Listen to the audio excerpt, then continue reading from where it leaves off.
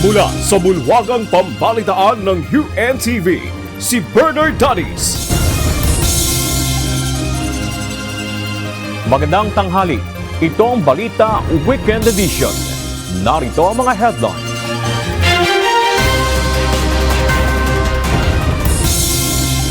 Nagtatagong general na isinasangkot sa operasyon ng 990 kilos ng shabu noong 2022, lumutang sa social media. Mga nahuling umano'y Chinese spy matagal nang nagmamanman sa mga barko ng Pilipinas ayon sa Armed Forces of the Philippines. Asawa ng nasawing pulis sa plane crash sa Washington, D.C., bibiyahe sa Amerika upang kilalanin at kunin ang bangkay ng nasawing opisyal. At dagdag bawas sa presyo ng mga produktong petrolyo, posibleng ipatupad sa February 3. Liquefied petroleum gas may nakaambaring pagtaas sa presyo.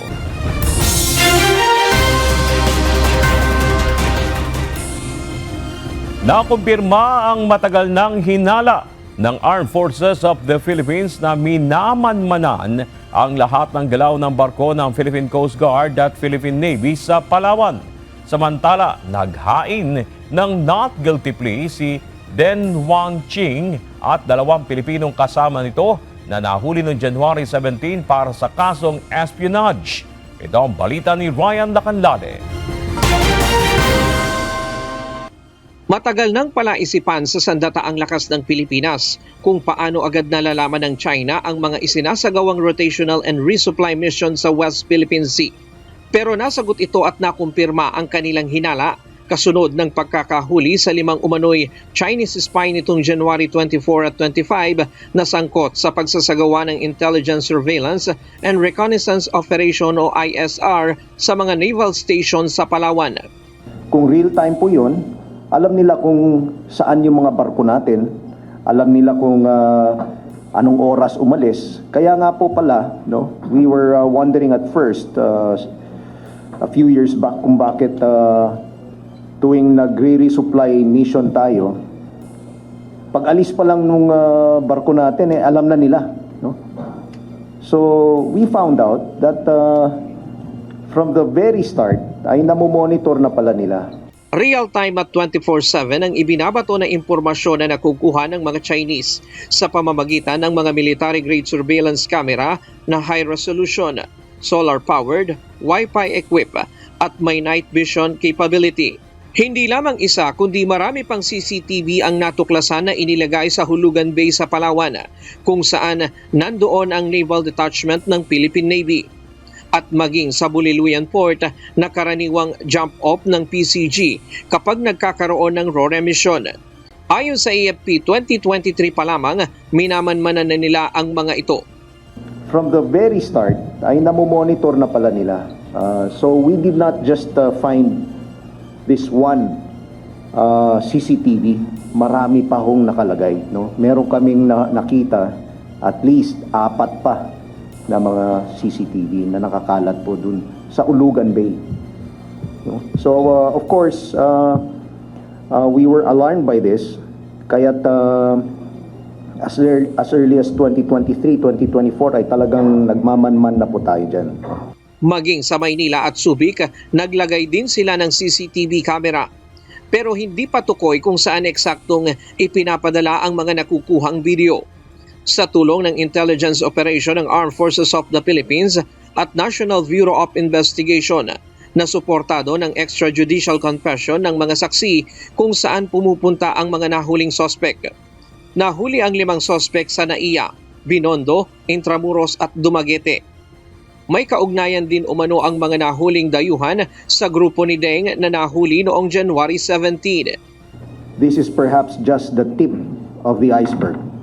Marami pa ho tayong pwedeng mahuli na mga ganitong activities. No? And we are in the process of also building up the intelligence against this. Sa video na nakuha ng National Bureau of Investigation na may petsang November 2, Makikitang nagpapalipad ng drone ang mga Chinese at kinukuhanan ng video ang mga barko ng PCG at Philippine Navy na nakahimpil sa Palawan. Kabilang sa mga minamanmanan nila sa Palawan ang Naval Detachment Oyster Bay sa Puerto Princesa, Coast Guard Station, Antonio Bautista Air Base, Del Pilar Naval Base at Dockyard ng Philippine Navy.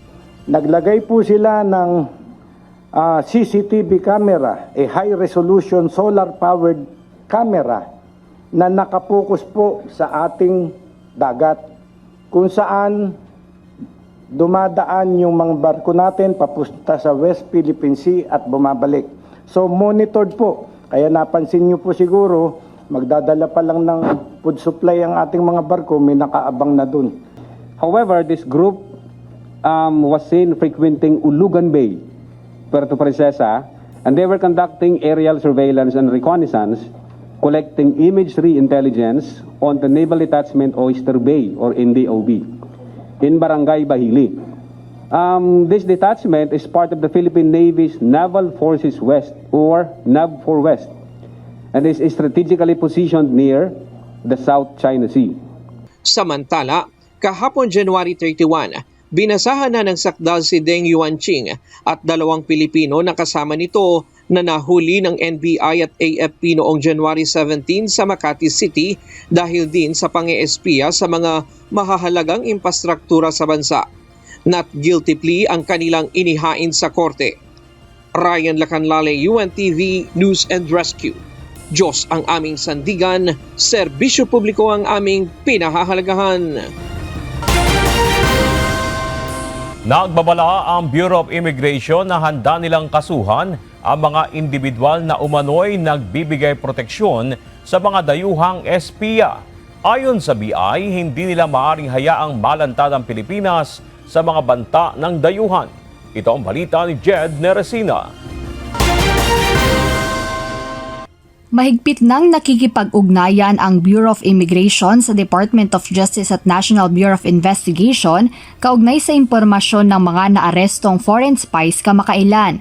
Ayon kay Immigration Commissioner Joel Anthony Viado, ito ay para sa pangangalap ng impormasyon sa mga pinaghihinalaang espiya na naaresto kamakailan at maging ang mga individual na minomonitor ng Armed Forces of the Philippines. Inaalam na rin ng Bureau of Immigration kung mayroong mga kasabwat ang mga naturang espiya sa kanilang ilegal na aktibidad dito sa Pilipinas.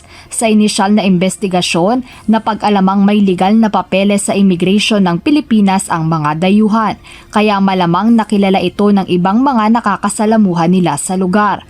Oras namang makumpirma na tinutulungan ng sinuman ang mga pinaghihinalaang espiya, sasampahan sila ng kasong paglabag sa Section 46 ng Philippine Immigration Act of 1940 o pagkakanlong ng illegal aliens. Sinabi naman ng Department of Foreign Affairs na handa itong suportahan ang mga ahensyang nag-iimbestiga sa ilang Chinese nationals na inaresto dahil sa umunoy pag-espiya. Sinabi ni Foreign Affairs Secretary Enrique Manalo na handa ang departamento na tumulong sa Department of Justice at Armed Forces of the Philippines sa anumang paraan na kanilang magagawa. Jed Neresina, UNTV News and Rescue. Diyos ang aming sandigan, serbisyo publiko ang aming pinahahalagahan. Malaki ang naitulong sa mas maayos na rotational and resupply mission sa West Philippine Sea ng isinagawang pag-uusap at kasunduan ng Pilipinas at China kamakailan. Ayon kay Foreign Affairs Secretary Enrique Manalo, matapos ang pulong, nasa 3 hanggang 4 na RORE mission sa Ayungin Shoal ang wala umanong naranasang problema. Tuloy-tuloy din anya ang dialogo ng dalawang bansa upang matiyak ang mapayapang sitwasyon sa West Philippine Sea. Actually, i-inform kami na naman nag-i-inform. Lagi naman nangyayari yun sa lahat ng mga arrangements. I-inform mo, dadating kami, i-inform nila na nandito kami. So, yun na lang ang arrangement. Wala nang iba. Lumabas sa survey ng Strat-Based Social Weather Station survey na mayorya ng mga Pilipino ang boboto sa mga kandidatong ang advokasya ay may kinalaman sa pagsusulong ng trabaho, agrikultura at seguridad sa pagkain. Gayon din ang pagpapatatag ng healthcare system, pantay na access, edukasyon at iba pa. Ito ang balita ni Rosalie Cos. Sa pre-election survey na nagawa ng Strat-Based Consultancy at Social Weather Stations o SWS noong January 17 hanggang 20, 2025, tinanong ang nasa 1,800 registered voters kung sinong mga kandidato ang iboboto nila sa May 2025 midterm elections. Batay sa survey, ihahalal ng mayorya ng mga Pilipino ang mga kandidatong may mga partikular na issue o advokasiyang isusulong sa kanilang pagtakbo. 94% sa kanila ang nagsabing iboboto ang mga magpaparami ng hanap buhay, magpapalago sa agrikultura at magtitiyak ng seguridad sa pagkain.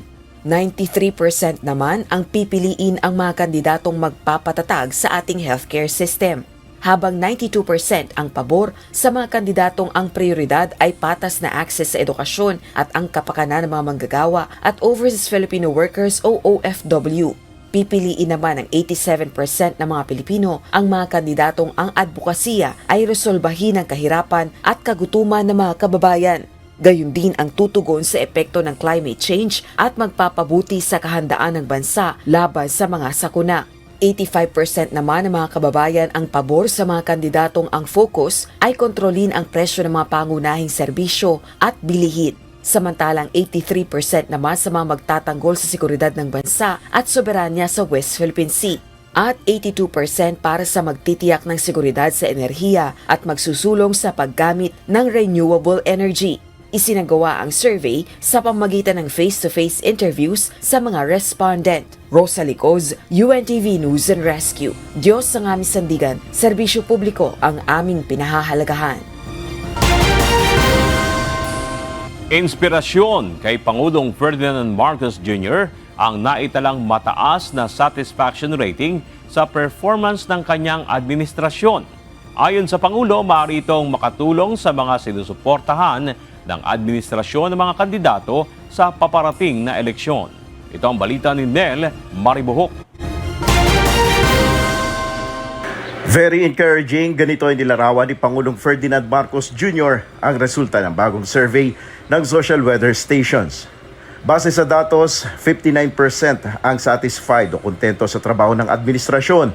Mayroon din naman 23% na hindi palagay sa ginagawa ng pamahalaan at 17% ang undecided. Ngunit hindi nagpapakampante dito si PBBM at nangakong mas pagagandahin pa nila ang trabaho. Of course, it's always good to see that what we are doing is reaching the majority of people. Nararamdaman naman nila yung mga aming ginagawa. So, of course, it's very encouraging. Siyempre, lalakas ang loob namin para patibayin pa, pagandahin pa namin ang trabaho namin. Naniniwala rin ang Pangulo na maaaring makatulong ang high rating na ito sa mga sinusuportahang kandidato ng administrasyon sa paparating na eleksyon. Siguro, I'm sure it has an effect. Makakatulong. Batay sa SWS survey, napanatili ng Marcos Admin ang good net satisfaction rating. Nakakuha ng mataas na rating ang administrasyon pagdating sa pagtulong sa mga biktima ng kalamidad, pagsasaayos ng kalidad ng edukasyon ng mga kabataan, pagsuporta sa mga mahihirap, pagpapatupad ng mga polisiya sa trabaho at pagsusulong ng science and technology. Nel Maribuhok, UNTV News and Rescue. Diyos ang aming sandigan, serbisyo publiko ang aming pinahalagahan.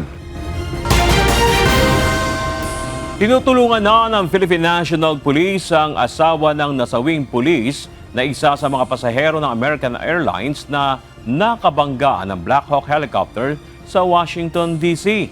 Sa ngayon ay nakikipag-ugnayan na rin ang Embahada ng Pilipinas sa mga local authorities para sa tulong na kinakailangan ng naulilang pamilya ng biktima. Ito ang balita ni Lea Ilagan. Inaasikaso na ng Philippine National Police ang pagbiyahe sa Amerika ng naulilang asawa ni Police Colonel Pergentino Malabed, ang pulis na nasawi sa banggaan ng Black Hawk helicopter at American Airlines sa may Washington, D.C. noong Huwebes. Ayon kay PNP Public Information Office Chief, Police Colonel Randolph Tuanyo, tanging ang kaanak lamang ni Colonel Malabed ang otorisadong mag-identify sa pagkakakilanlan ng labi nito, kaya't kailangan na makabiyahe sa Amerika ng kanyang asawa. In-identify ng Washington Police po based on documents lang po. Meaning po, yung pagkakakilanlan nila is unofficial. Ang sinasabi po nila doon sa Estados Unidos, magiging official lamang po siya kapag dumating na po yung kanyang kin, particular po yung kanyang asawa, si Miss Rio, upang kilalanin o i-identify po yung cadaver po. Kahapon, kinumpirma ng PNP ang pagkamatay ni Colonel Malabed na isa sa 60 pasaherong sakay ng American Airlines na nakabanggaan ng Black Hawk helicopter. Ayon sa pulisya, nagtungo ang grupo nito sa Amerika para sa inspeksyon at testing ng armored vest na binili ng PNP. Nagpaabot naman ang pakikiramay ang PNP sa naulilang kaanak ng pulis. We extend our deepest condolences to his bereaved family, loved ones, and colleagues. The PNP is committed to providing them with all necessary support during this difficult time. As we grieve this tragic event, we also honor the dedication and sacrifice of Police Colonel Malabed. His contributions to the PNP and the nation will never be forgotten. May he rest in peace. Thank you. Bukod sa PNP, nakiramay rin ang Department of Foreign Affairs sa pagpanaw ni Colonel Malabed. Sa ngayon ay nakikipag-ugnayan na rin ang Embahada ng Pilipinas sa mga local authorities upang maiabot ang kinakailangang assistance ng pamilya ng nasawi. Si Malabed ay kasalukuyan nakatalaga bilang Chief of the Supply Management Division ng PNP Directorate for Logistics at miyembro ng PNPA Kabalikat Class of 1998. Leia Ilagan, UNTV, News and Rescue. Diyos ang aming sandigan, serbisyo publiko ang aming pinahahalagahan. Agarang pag-aksyon sa impeachment complaints kay Vice President Sara Duterte at 2025 national budget. Yan ang sigaw ng mga grupong nagprotesta sa iba't ibang lugar sa Metro Manila kahapon. Ito ang balita ni Asher Cadapan Jr. Nagsama-sama ang iba't ibang grupo sa EDSA Shrine, People Power Monument at Liwasang Bonifacio upang iprotesta ang iba't ibang isyu sa pamahalaan ngayon. Isa sa mga panawagan ng mga ito ay ang agarang pag-aksyon ng House of Representatives sa mga inihaing impeachment complaint laban kay Vice President Sara Duterte. Nauna nang inihayag ni Pangulong Ferdinand Marcos Jr. na hindi niya suportado ang mga reklamo dahil wala naman itong maidudulot na maganda sa mamamayan. Ngunit paliwanag ni Tindig Pilipinas Convener Sylvia Claudio, dapat sumunod ang Kongreso sa konstitusyon at dinggin ang kanilang reklamo. Ako po ay isa sa mga first complainant at ang pagkaalam namin may proseso po yan na hindi nila pwedeng upuan ang isang legitimate complaint ng ordinaryong tao. At kaya po kami nagtataka kung bakit matagal na naming na-file. Pasado na po yung panahon na dapat nilang hindi tignan, hindi pa rin na-endorse sa committee at least yung aming impeachment complaint. Nangako naman ng ilang kongresista na hindi nila tatalikuran ng kanilang mandatong aksyonan ng impeachment complaints laban kay VP Sara. But we will not shy away from our constitutional duty. If it is endorsed, ako personally, I will be attending that committee as a member of Committee of Justice, and I'd like to see that through. To be honest, whether you're in favor or against the impeachment, Congress really has to act upon an impeachment complaint. So at the end of the day, we'll really check the merits of the case, titimbangin namin, so to speak. Nais ring panagutin ng mga relihista si PBBM at House Speaker Martin Romualdez kaugnay ng umano'y katiwalian sa pondo ng bayan. Nanawagan rin si dating Finance Undersecretary Shelo Magno sa Korte Suprema na tugunan ng mga inihain nilang reklamo. Partikular ito sa constitutionality o pagiging kasang-ayon sa saligang batas ng 2025 national budget. I'm one of the first to said na this is one of the most corrupt budget. At hindi lang to dahil sa, yung potential na ma-misuse ang pondo. Pero malinaw pa lang doon sa pagporma ng budget na ang na-prioritize ay yung interest ng mga politician instead na yung interest ng taong bayan. Binatikos din nito ang sinabi ng Pangulo na maaaring magresulta sa government shutdown o tigil operasyon ng gobyerno kung papanigan ng Korte Suprema ang petisyon sa pagsasawalang bisa ng 2025 General Appropriations Act. that's ridiculous because he knows that if the budget is declared unconstitutional, then 2024 budget kicks in as a budget that will be effective. Kaya kasinungalingan yung sinasabi niyo na mag-shutdown ng government. Kinumpirma naman ng Philippine National Police na walang anumang untoward incident na nangyari sa mga kilos protesta sa iba't ibang lugar sa Kalakhang, Maynila. Asher Kadapan Jr., UNTV News and Rescue. Diyos ang aming sandigan, serbisyo publiko ang aming pinahahalagahan. Nagpahayag ng pagkadismaya sa nangyayaring katiwalian sa pamahalaan ang mga retirado at aktibong opisyal ng Armed Forces of the Philippines na kasapi ng PMA Alumni Association. Ayon sa isang retiradong general na chairman ng PMA Alumni Association, sa ngayon ay naghihintay sila ng seryosong pagtugon dito ng gobyerno. Ito ang balita ni Benedict Samson.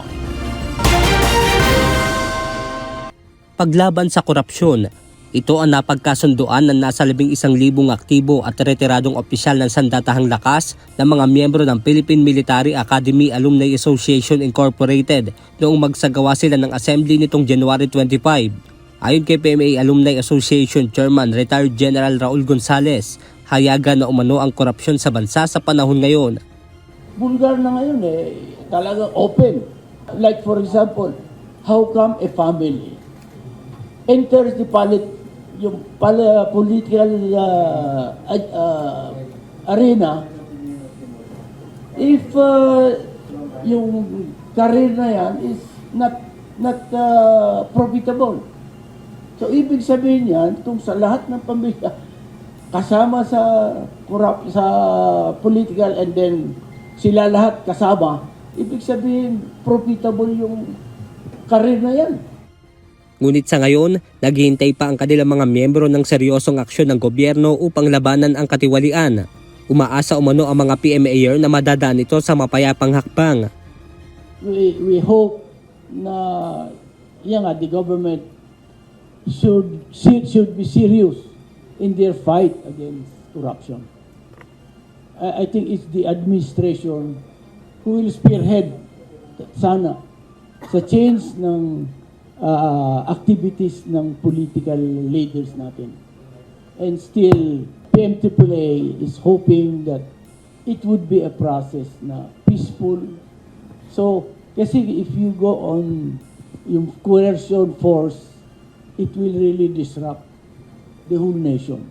Tila may babala naman ang retiradong general, oras na hindi matugunan ang problema sa korupsyon at mismong taong bayan na ang naubusan ng pasensya. Alam nyo, lahat naman tao yung patience is their limit. And if they see that the general public is really talagang napuno na, I think you have already experienced it in several occasions. Thank you, sir. The armed forces, the military will protect the people.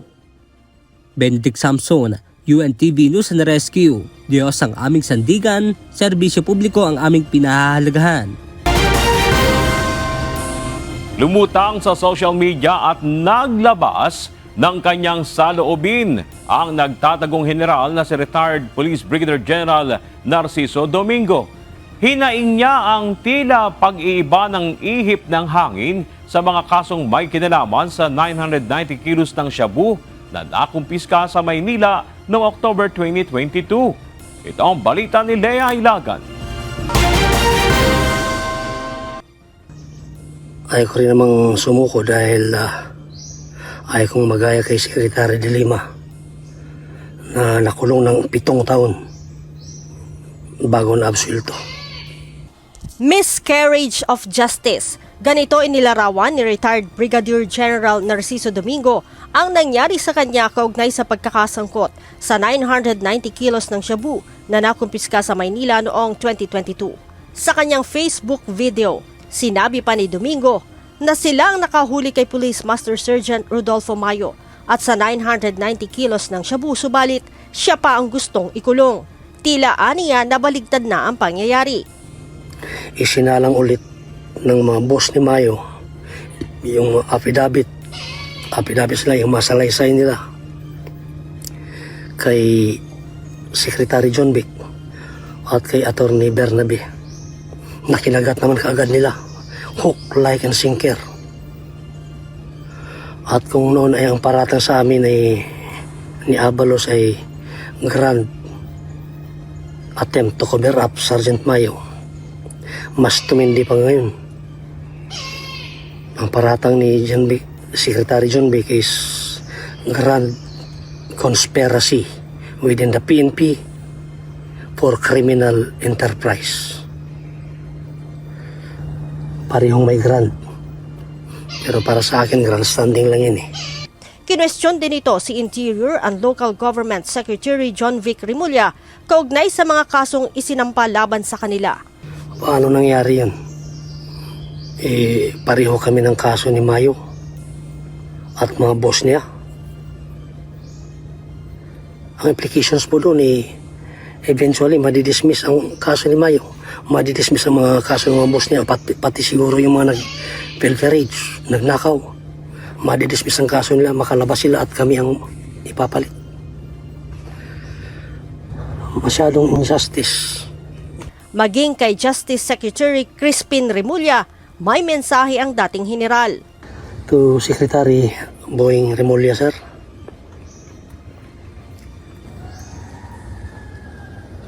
Please let me remind you na 2 beses po ako nag-report sa inyo. And at one time, pinatawag mo pa si Prosecutor General Padulyon at si Attorney Magno ng NBI para tulungan ako maging airtight yung kaso niya, hindi makawala si Mayo sa kaso niya. Pinalitan pa natin 2 babaeng prosecutors ng 2 senior prosecutors para di basta-bastang ma-intimidate ng mga kasabot ni Mayo. Please review also, sir, the filed cases. Planting of evidence and delay and bungling of drug case. May mensahe din si Domingo sa mga otoridad na magsisilbi ng warrant of arrest laban sa kanya. Sa mga polis at sa NBI na magsiserbi sa mga warrant na yan, maghunustili po kayo. Dahil sa nabanggit ko na kanina, diskarte ng mga tunay na mga kalaban natin yan para makaganti doon sa nalugi nilang 7 billion sa amin na nakahuli at mailigtas yung bata na si Mayo at mga kasabwat ni Mayo. Panawagan ni retired Brigadier General Domingo kay Pangulong Ferdinand Marcos Jr. tutukan ang issue. Sa ating Pangulong Bongbong Marcos, sir, I am praying that you will bring back common sense and order over this brouhaha, over this miscarriage of justice.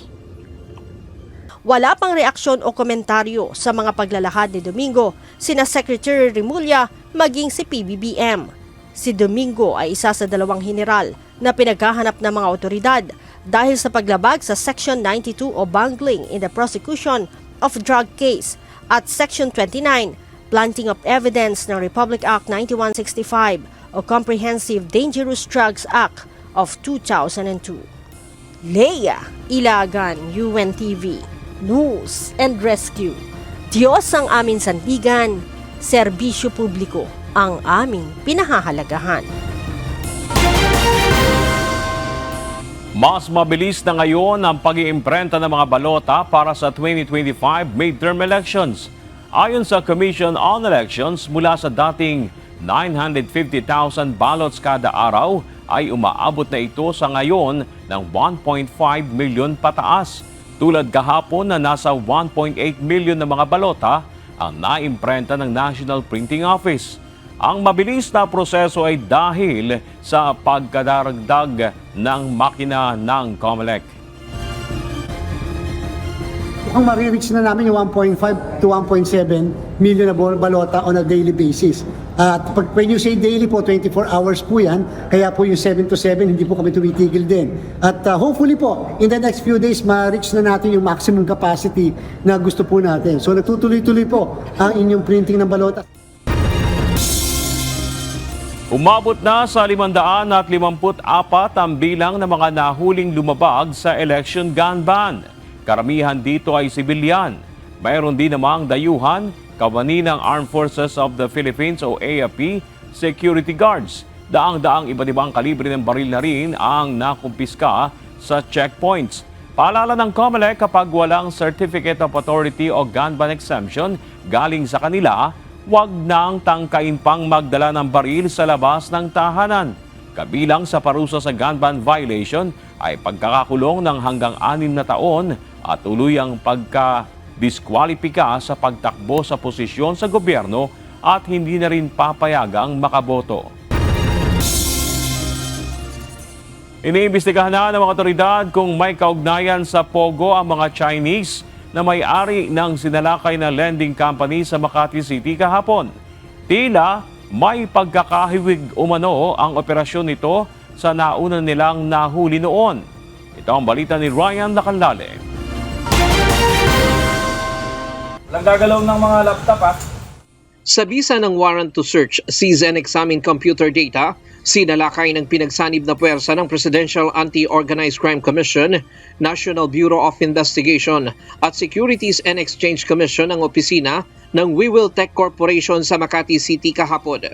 Kaugnay ito ng maraming sumbong na natatanggap ng PAOK laban sa mga pang-aabuso ng lending firm sa kanilang mga kliyente, gaya ng pananakot, pamamahiya, pagbabanta at napakalaking tubo na umaabot ng 35% pataas sa loob lamang ng isang linggo.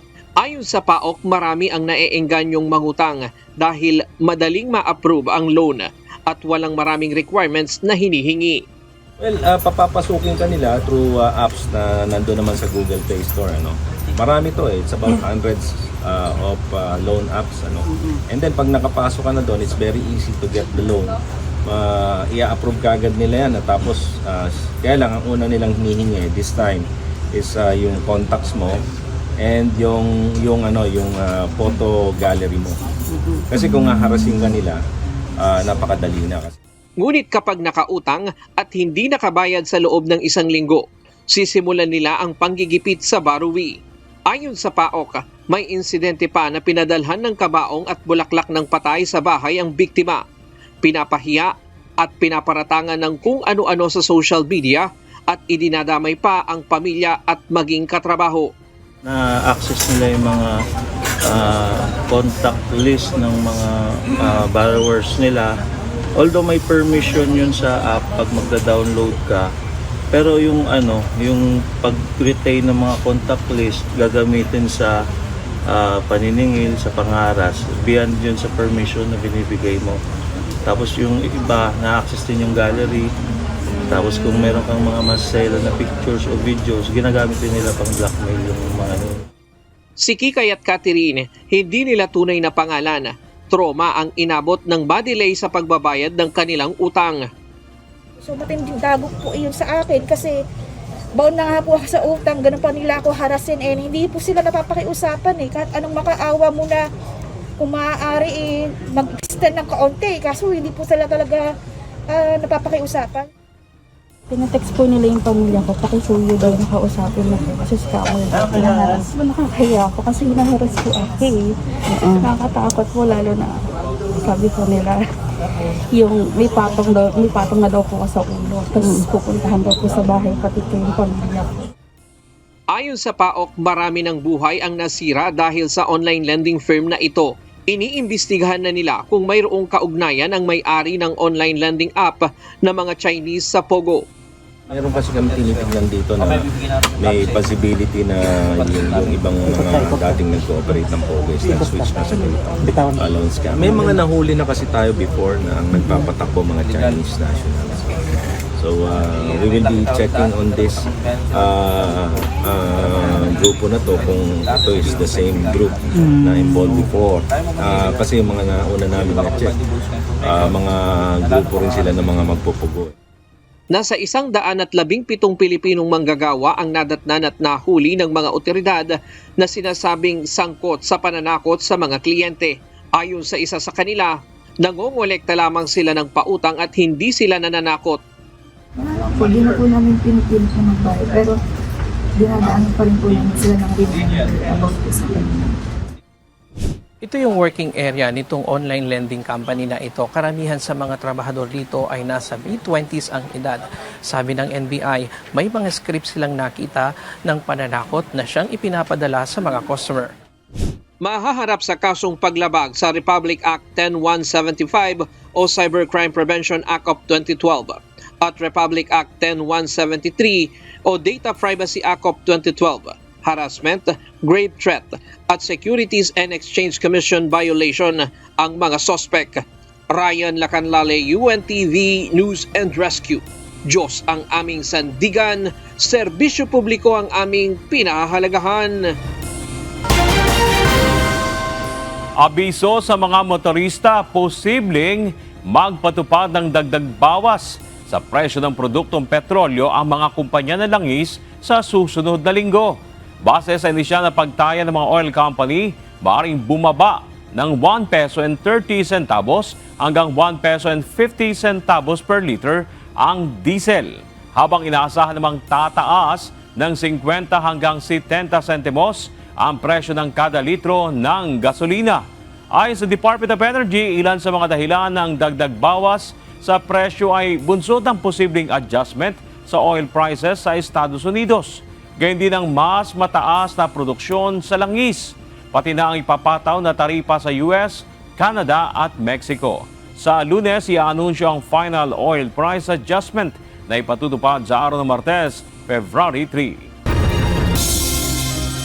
Samantala, matapos ang rollback noong Enero, ipatutupad ngayong buwan ang dagdag presyo sa liquefied petroleum gas o LPG.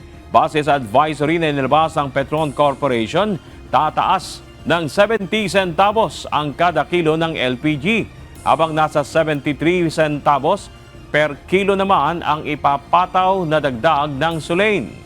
Samantala, nasa 50 centavos naman kada kilo ang ipatutupad na patong sa presyo ng Regasco. Ipinatutupad ang price adjustment sa LPG tuwing unang araw ng buwan.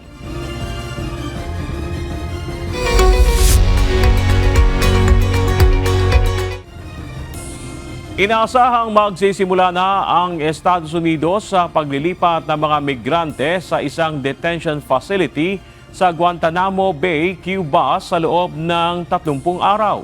Inanunsyo ni US President Donald Trump ang naturang pasilidad noong Miyerkules, January 29 at sinabi ni House Border Sar Tom Homan na binibilisan na ang pagtatayo nito.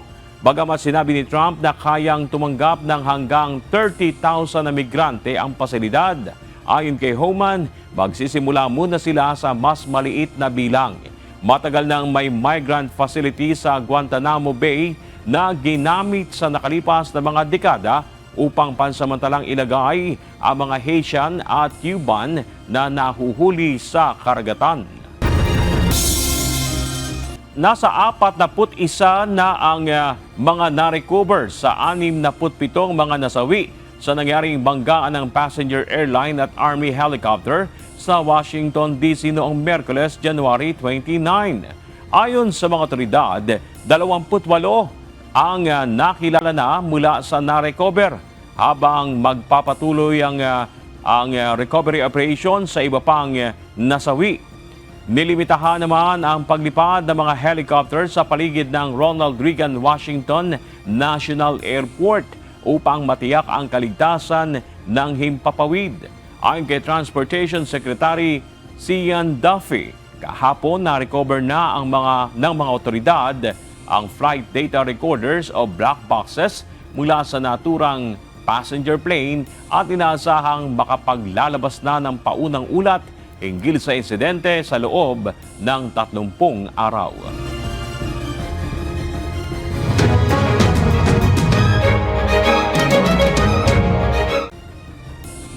Humihingi na ng tulong kay Pangulong Ferdinand Marcos Jr. ang mga private unit owner at investors sa Camp John Hay na kinakaharap nitong closure order. Nais rin nila ng dialogue sa Bases Conversion and Development Authority. Ito ang balita ni Grace Doctolero.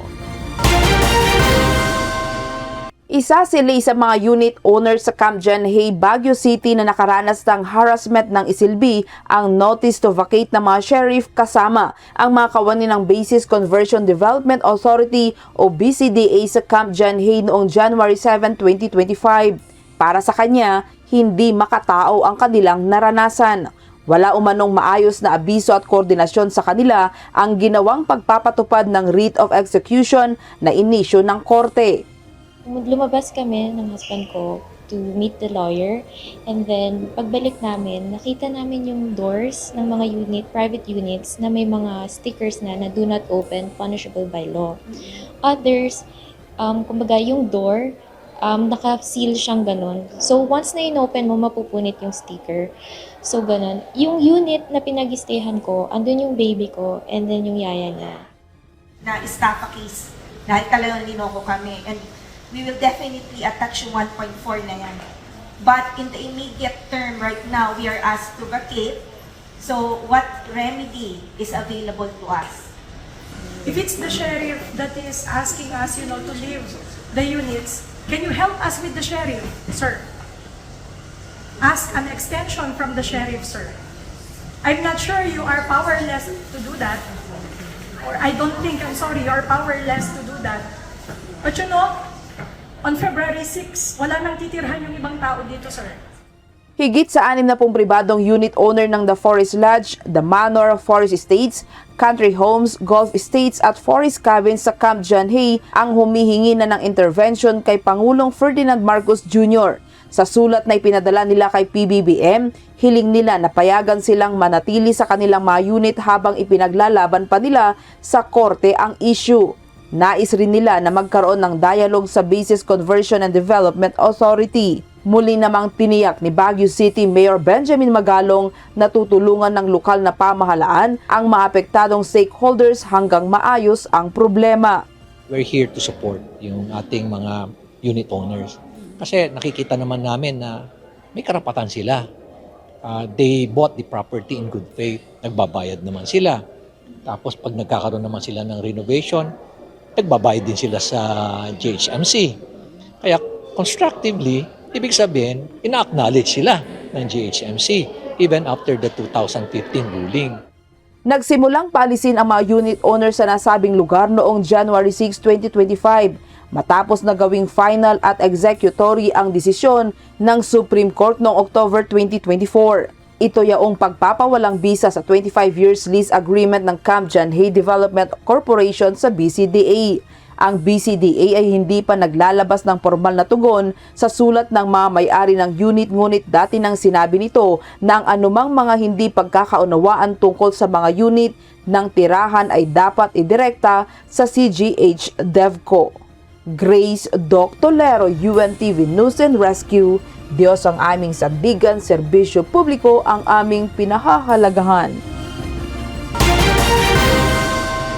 Mahigit sa 20 residente sa Barangay Gunting sa bayan ng Barili sa South Cebu ang nagkasakit ng typhoid fever. Ayon sa punong barangay na si Crisiolo Superales Jr., nakaranas sa mga residente ng mataas na lagnat, pagsusuka, pagtatae at pananakit ng tiyan na tumagal ng halos 4 na araw dahil umano sa maruming tubig sa kanilang lugar. Ayon naman sa mga kawani ng Marlon F. Garcia Infirmary, sunod-sunod na dinala sa kanila ang mga pasyenteng may typhoid fever, isang impeksyong dulot ng Salmonella typhi bacteria na kumakalat sa kontaminadong tubig at pagkain. Samantala, kasalukuyan namang nagpapagaling sa ospital ang mga biktima.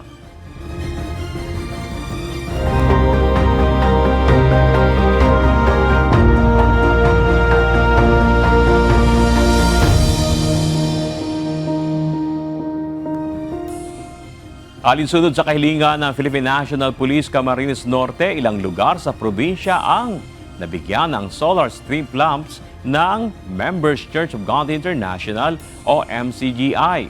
Kasama sa napailawan ang ilang istasyon at kampo ng mga pulis sa lalawigan. Ito ang balita ni Brian Baldarahe. Madalas ang aksidente sa Barangay Plaridel sa bayan ng Basud sa Camarines Norte dahil sa madidilim na kalsada. Motorcycle accident. Ang nangyari naman po noon ay nag-overshoot siya kasi hindi niya inaasahan na ganun pala yung daan, may biglang liko.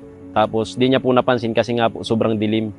Bukod sa Barangay Plaridel, ito rin ang idinadaing ng mga kawani ng pulisya sa Municipal Police Station at maging sa kampo ng 1st Police Mobile Force Company sa probinsya.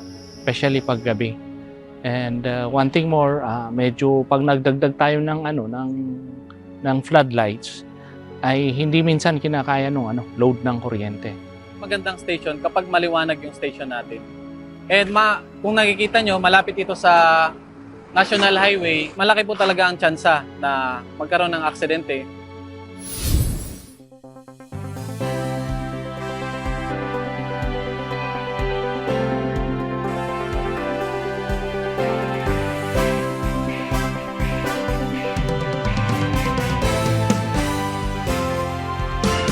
Kamakailan, 40 solar street lamps ang naitayo ng Members Church of God International o MCGI, katuwangang UNTV News and Rescue sa mga municipal police station at sa police camp sa bayan ng Basud.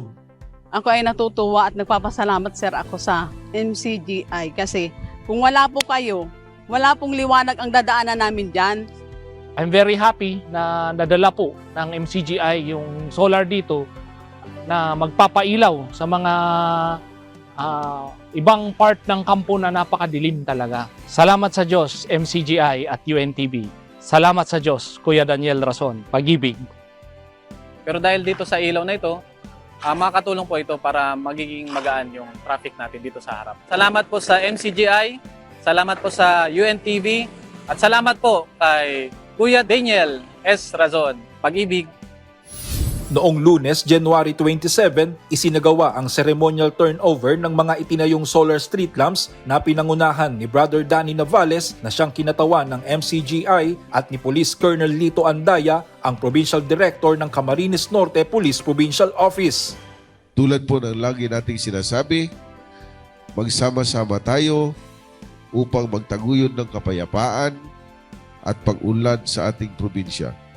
Once again, maraming salamat po MCGI for your generosity, dedication, and partnership in making our community better. Sabi nga ni Kuya Daniel, yung liwanag na hatid nawa ng solar lights na ito ay kalakip nitong mabuksan din ang pamayanan ng liwanag ng kaisipan. Malaking bentahe ang dulot po nito. Itinuturing naming isang sagradong mandatong mula sa Diyos mismo ang paggawa ng mabuti. Ang solar street lamps ay bahagi ng proyekto ng MCGI at PNP Cam Norte sa ilalim ng Memorandum of Agreement na naglalayon maabot ang ating mga kapwa-taong nangangailangan sa probinsya. Sa kasalukuyan, aabot na sa mahigit 200 solar street light ang naipagkaloob ng MCGI at UNTV sa iba't ibang barangay sa probinsya ng Cam Norte. Brian Baldarahe, UNTV News and Rescue. Diyos ang aming sandigan, serbisyo publiko ang aming pinahahalagahan. Narito naman ang salita ng Diyos na ating sandigan. Mula sa aklat ng Ecclesiastes Kapitulo 5, versikulo 7 na nagsasabi, sapagkat sa karamihan ng mga panaginip ay may kawalang kabuluhan at sa maraming mga salita. Ngunit matakot ka sa Diyos.